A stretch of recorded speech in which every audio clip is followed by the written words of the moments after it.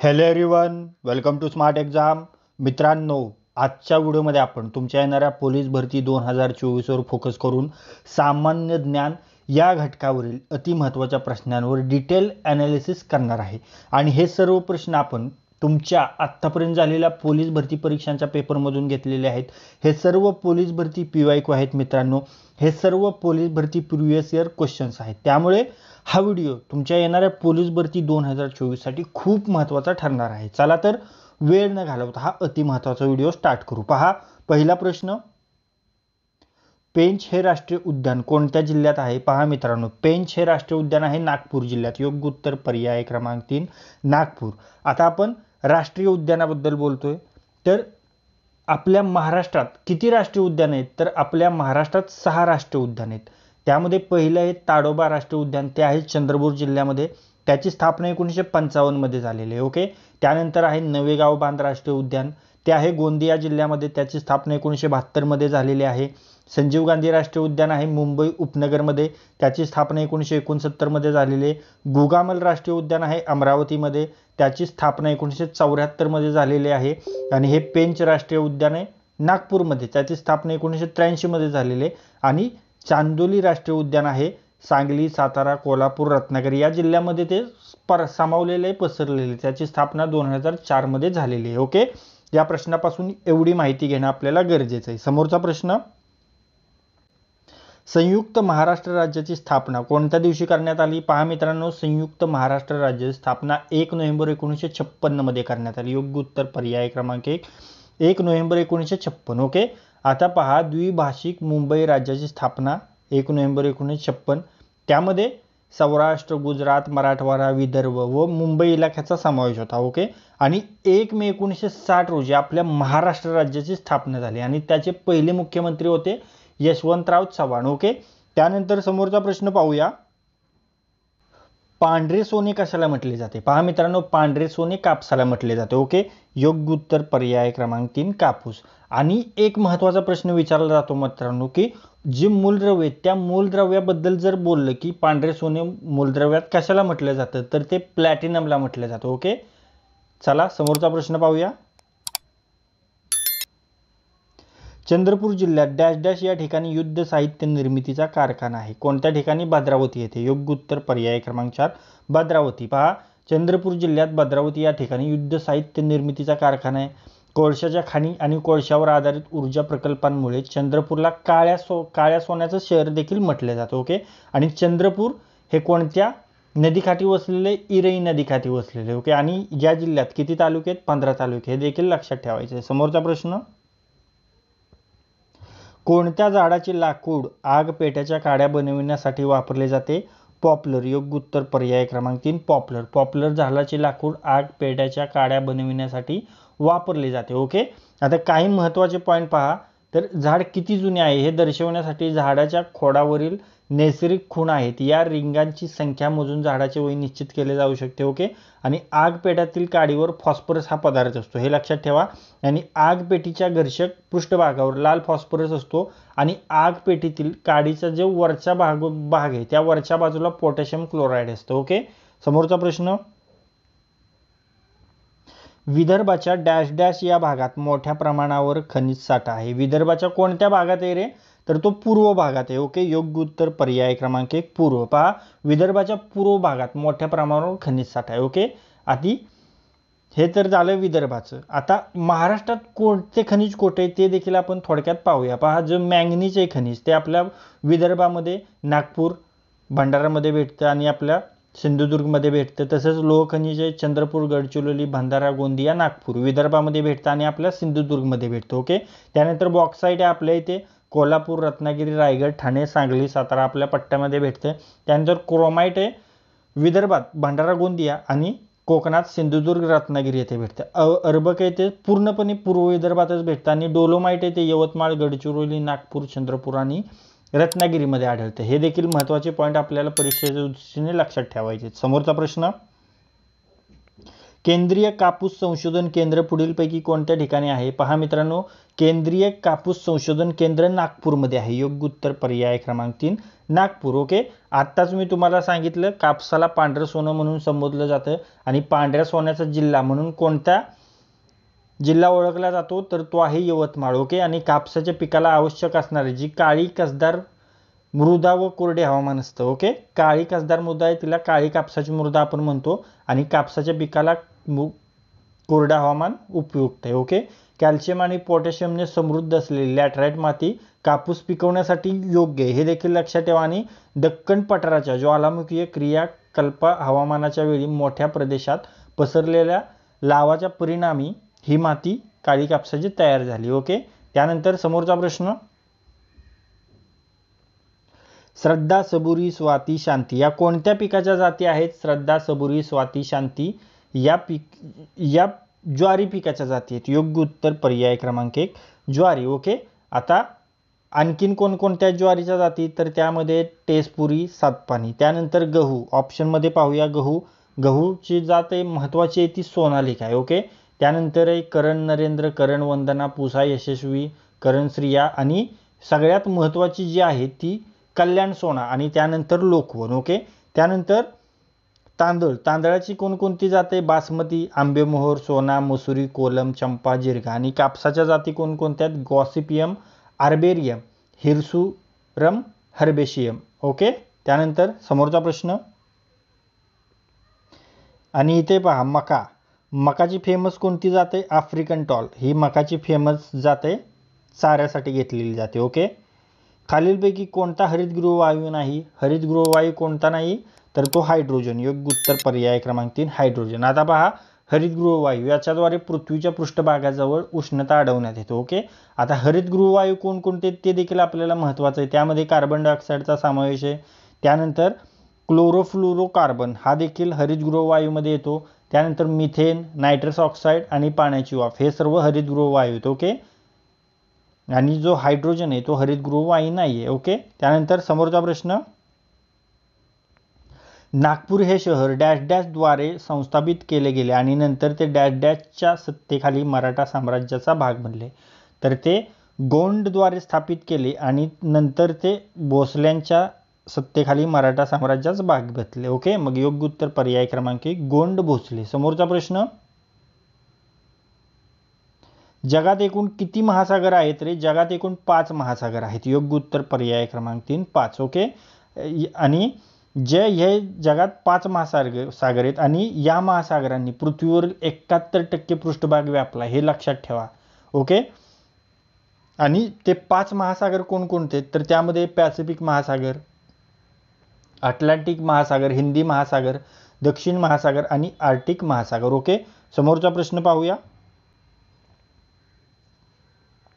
महाराष्ट्रात किती जिल्ह्यांना समुद्रकिनारा लाभलेला आहे? पहा मित्रांनो, महाराष्ट्रात 7 जिल्ह्यांना समुद्रकिनारा लाभलेला आहे. योग्य उत्तर पर्याय क्रमांक 2 7. ओके, आता पहा यामध्ये 7 जिल्हे कोणकोणते? तर त्यामध्ये रत्नागिरी, रायगड, सिंधुदुर्ग, मुंबई उपनगर, मुंबई शहर, पालघर, ठाणे. आता पहा जो रत्नागिरी आहे त्याला सर्वाधिक समुद्रकिनारा लाभलेला आहे. जर मी तुम्हाला विचारलं की सर्वाधिक समुद्रकिनारा कोणत्या जिल्ह्याने व्यापलेला आहे, लाभलेला आहे, कोणत्या जिल्ह्याला लाभलेला आहे महाराष्ट्रामध्ये, तर तो आहे रत्नागिरी आणि किती 237 किलोमीटर. त्यानंतर रायगड 122 किलोमीटर, त्यानंतर सिंधुदुर्ग 120 किलोमीटर. ओके, त्यानंतर मुंबई उपनगर 114 किलोमीटर, त्यानंतर मुंबई शहर त्यानंतर पालघर 102 किलोमीटर आणि त्यानंतर ठाणे 25 किलोमीटर. सर्वात कमी समुद्रकिनारा ठाणे जिल्ह्याला लाभलेला आहे. ओके, आणि महाराष्ट्राला एकूण 720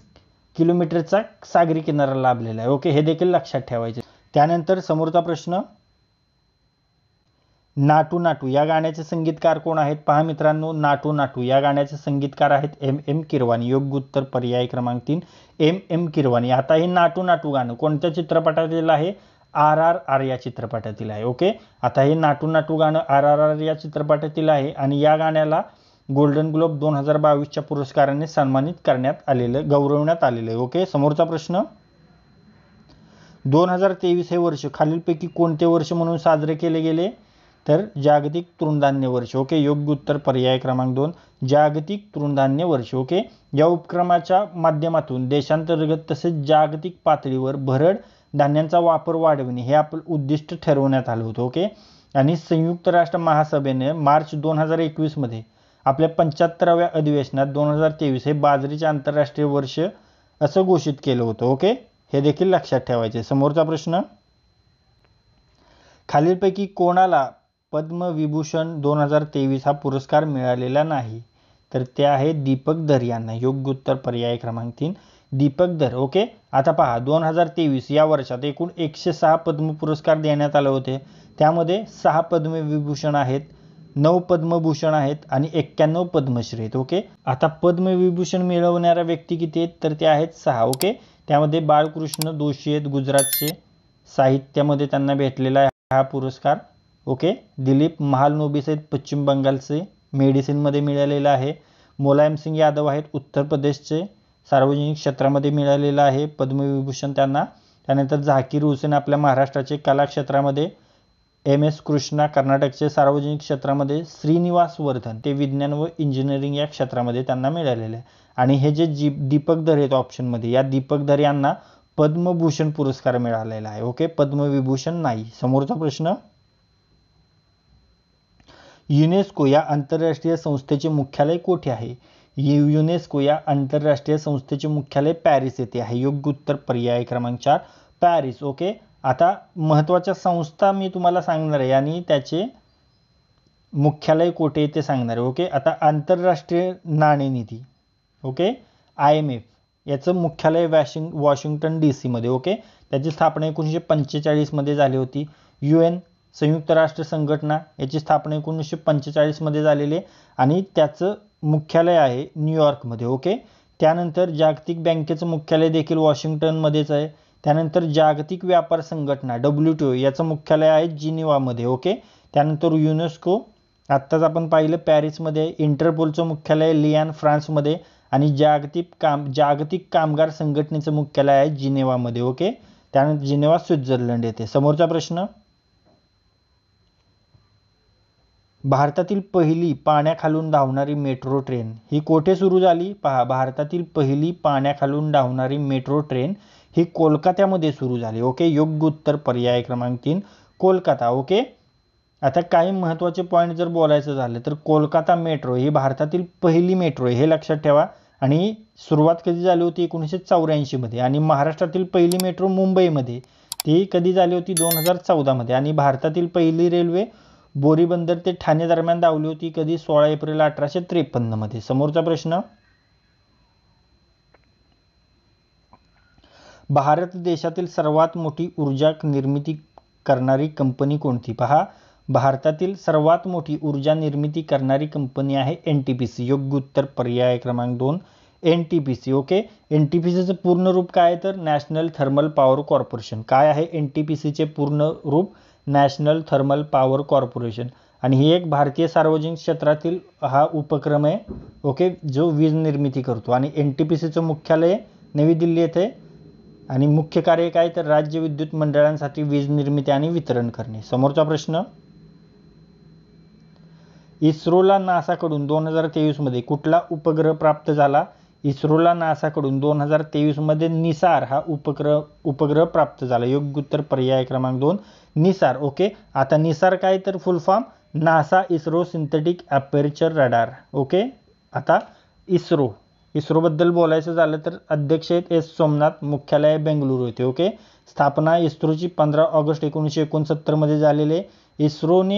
इस्रोची जी चंद्रयान 3 मोहीम आहे ती यशस्वीरित्या चंद्राच्या पृष्ठभागावर उतरली होती, पार पडली. ओके. आणि भारताने 23 ऑगस्ट 2023 रोजी चंद्रयान 3 मोहीम यशस्वी केली होती. ओके. आणि त्यामुळे 23 ऑगस्ट हा राष्ट्रीय अंतराळ दिन म्हणून साजरा केला जातो. हे देखील लक्षात ठेवायचं. ओके. समोरचा प्रश्न, खालीलपैकी भारतीय नोबेल प्राइज विजेते कोण नाहीत? तर R स्वामीनाथन. योग्य उत्तर पर्याय क्रमांक 4 R स्वामीनाथन हे नोबेल विजेते नाही आहेत. ओके. आता भारतीय नोबेल प्राइज विजेते आपण थोडक्यात माहिती घेणार आहे. त्यामध्ये पहिले रवींद्रनाथ टागोर, त्यांना 1913चा नोबेल पुरस्कार मिळाला आहे. CV रमन यांना 1930 मध्ये भौतिकशास्त्राचा नोबेल मिळाला आहे. रवींद्रनाथ टागोरांना साहित्य क्षेत्रातील, मदर तेरेसा यांना 1979चा शांततेचा नोबेल पुरस्कार मिळालेला आहे. अमर्त्य सेन यांना 1998चा नोबेल पुरस्कार मिळालेला आहे. कैलास सत्यार्थी यांना 2014चा शांततेचा नोबेल पुरस्कार मिळालेला आहे. राजेंद्र पचोरी यांना 2007चा नोबेल पुरस्कार मिळालेला आहे शांततेसाठी. डॉक्टर हरगोविंद खुराना यांना 1968 नोबेल पुरस्कार मिळालेला आहे. सुब्रमण्यम चंद्रशेखर यांना 1983चा भौतिकशास्त्रातील नोबेल पुरस्कार मिळालेला आहे. व्यंकटरमण रामकृष्णन यांना 2009चा रसायनशास्त्रातील नोबेल पुरस्कार मिळालेला आहे. अभिजित बॅनर्जी यांना 2019चा नोबेल पुरस्कार मिळालेला आहे. व्ही.एस. नायपॉल यांना 2001चा साहित्याचा नोबेल पुरस्कार मिळालेला आहे. आणि जे आर स्वामीनाथन आहेत ते भारतीय हरित क्रांतीचे जनक आहेत. ओके, हे लक्षात ठेवा. समोरचा प्रश्न, रॅमन मॅक्सेसे पुरस्कार मिळवणारे पहिले भारतीय कोण? अति महत्त्वाचा प्रश्न, पोलीस भरतीसाठी अति महत्त्वाचा प्रश्न आहे मित्रांनो. रॅमन मॅक्सेसे पुरस्कार मिळवणारे भारतातील पहिले व्यक्ती आहेत विनोबा भावे. योग्य उत्तर पर्याय क्रमांक 2 विनोबा भावे. ओके, त्यांनाच भूदान चळवळीचे जनक देखील म्हणतात. जर मी तुम्हाला विचारलं भूदान चळवळीचे जनक कोण आहेत तर तेच. ओके, त्यानंतर 2023चा रॅमन मॅक्सेसे पुरस्कार कोणाला मिळाला होता तर तो रवी कन्नन यांना मिळाला होता. आणि रॅमन मॅक्सेसे पुरस्कार लोकसेवा, सार्वजनिक सेवा, पत्रकारिता, साहित्य, कला इत्यादी क्षेत्रामध्ये दिला जातो. कधी दिला जातो? 31 ऑगस्टला दिला जातो. आणि रॅमन मॅक्सेसे पुरस्कारालाच आशिया खंडाचा नोबेल देखील म्हणतात. ओके, समोरचा प्रश्न, खालीलपैकी महाराष्ट्रातील भारतरत्न कोण नाहीत? पहा, कोण नाहीत तर ते वि स खांडेकर. योग्य उत्तर पर्याय क्रमांक 3 वि स खांडेकर. वि स खांडेकर हे महाराष्ट्रातील भारतरत्न व्यक्ती नाहीत. वि स खांडेकर हे ज्ञानपीठ पुरस्कार मिळविणारे पहिले महाराष्ट्रीयन आहेत. ओके, आणि आत्तापर्यंत 9 महाराष्ट्रीयन व्यक्तींना भारतरत्न पुरस्कार मिळालेला आहे. त्यामध्ये पहिले आहेत महर्षी धोंडो केशव कर्वे. 1958मध्ये त्यांना भारतरत्न मिळालेला आहे. विनोबा भावे यांना 1983चा भारतरत्न मिळालेला आहे. प्राध्यापक काणे यांना 1963मध्ये भारतरत्न मिळालेला आहे. डॉक्टर बाबासाहेब आंबेडकर यांना 1990मध्ये भारतरत्न मिळालेला आहे. जे.आर.डी. टाटा यांना 1992मध्ये भारतरत्न मिळालेला आहे. सचिन तेंडुलकर यांना 2014चा भारतरत्न मिळालेला आहे. नानाजी देशमुख यांना 2019मध्ये भारतरत्न मिळालेला आहे. भीमसेन जोशी 2008मध्ये भारतरत्न मिळालेला आहे. आणि लता मंगेशकर यांना 2001मध्ये भारतरत्न पुरस्कार मिळालेला आहे. ओके, समोरचा प्रश्न पाहूया. मार्गारेट कोर्ट या कुठल्या खेळाशी संबंधित आहे? टेनिस. योग्य उत्तर पर्याय क्रमांक 3 टेनिस. आता खेळाडू आणि त्याच्या संबंधित खेळ आपण माहिती घेऊया. बघा, पहा, कपिल देव आहेत क्रिकेटशी संबंधित, मिल्खा सिंग धावण्याशी संबंधित, मिताली राज क्रिकेट, सानिया मिर्झा टेनिस, दीपा करमारकर या जिम्नॅस्टिक आहेत. ओके, त्यानंतर रन्नू राणी भालाफेक आहेत. आणि हरमनप्रीत कौर क्रिकेट आहे. त्यानंतर स्मृती मंधाना ही देखील क्रिकेटर आहे. ओके, समोरचा प्रश्न, फिफा वर्ल्ड कप 2022चा विजेता देश कोणता? फिफा वर्ल्ड कप 2022चा विजेता देश आहे अर्जेंटिना. योग्य उत्तर पर्याय क्रमांक 3 अर्जेंटिना. ओके, अर्जेंटिनाचा संघाचा स्टार फुटबॉलपटू कोण आहे तर तो आहे लिओनेल मेस्सी. आणि तोच हा या सीझनमधील सर्वोत्कृष्ट खेळाडू ठरला होता. ओके, त्यानंतर अर्जेंटिना संघाने फ्रान्स संघाचा पराभव करून विजेतेपद पटकावलं होतं. आणि फिफा वर्ल्ड कपचे आयोजन दर 4 वर्षांनी होते हे देखील लक्षात ठेवा. आणि जो 2020चा फिफा विश्वकप आहे तो USA, कॅनडा व मेक्सिको येथे होणार आहे. ओके, तर मित्रांनो, या व्हिडिओमध्ये आज आपण तुमच्या येणाऱ्या पोलीस भरती 2024वर फोकस करून सामान्य ज्ञान या घटकावरील अतिमहत्त्वाच्या प्रश्नांवर डिटेल ॲनालिसिस केलेले. आणि हे सर्व प्रश्न आपण तुमच्या आत्तापर्यंत झालेल्या पोलीस भरती परीक्षांच्या पेपरमधून घेतलेले आहेत. हे सर्व पोलीस भरती PYQ आहेत. हे सर्व पोलीस भरती प्रिव्हियस इयर क्वेश्चन्स आहेत. त्यामुळे तुमच्या येणाऱ्या पोलीस भरती 2024साठी हा व्हिडिओ खूप महत्त्वाचा ठरणार आहे. जर हा व्हिडिओ तुम्हाला युजफुल वाटला असेल तर या व्हिडिओला लाईक करा. हा व्हिडिओ आपल्या कमीत कमी 10 मित्रांसोबत शेअर करा. आणि जर हा व्हिडिओ तुम्ही पहिल्यांदाच या आपल्या स्मार्ट एक्झाम चॅनलवर पाहत असाल तर या आपल्या स्मार्ट एक्झाम चॅनलला सबस्क्राईब करा आणि बेल आयकॉनला हिट करा. तर लाईक करा, शेअर करा आणि सबस्क्राईब करा. थँक्यू.